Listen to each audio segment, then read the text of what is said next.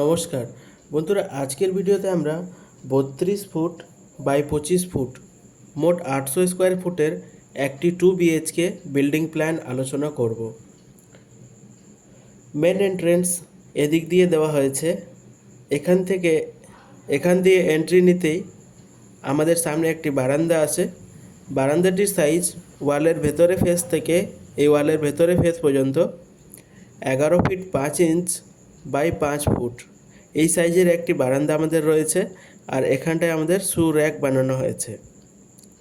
তারপরে আমাদের এখানটাতেও একটি দরজা রয়েছে। এই দরজা দিয়ে প্রবেশ করতেই আমরা হল কাম ডাইনিং এরিয়াতে পৌঁছে যাই। হল কাম ডাইনিং এরিয়ার সাইজ হচ্ছে ওয়ালের ভেতর ফেস থেকে এই ওয়ালের ভেতর ফেস পর্যন্ত 11 ফুট 5 ইঞ্চি বাই স্টেয়ারের এই ফেস থেকে ওয়ালের এই ফেস পর্যন্ত 13 ফিট 6 ইঞ্চি।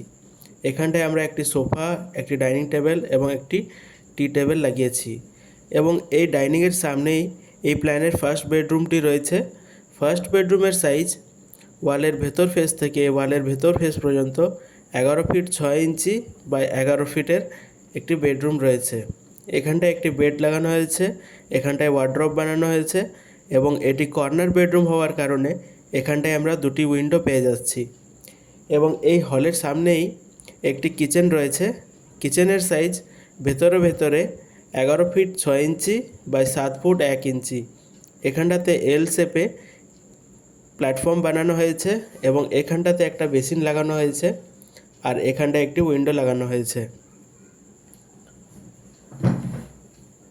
কিচেনের জাস্ট পরেই আমরা এখানটায় এই প্ল্যানের সেকেন্ড বেডরুম পেয়ে যাচ্ছি।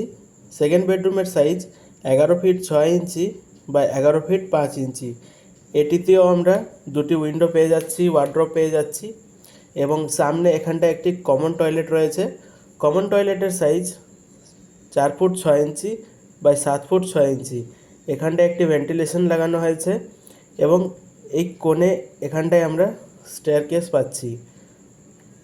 6 ফুট 6 ইঞ্চির স্টেয়ারকেস রয়েছে, 3 ফুট 3 ইঞ্চি করে আমাদের চাতালগুলো রয়েছে এবং এখানটাতে ডিটেলস দেওয়া হয়েছে T4 ট্রেড, মানে যেটাতে আমরা পা রাখবো সেটা আমাদের 10 ইঞ্চির থাকবে।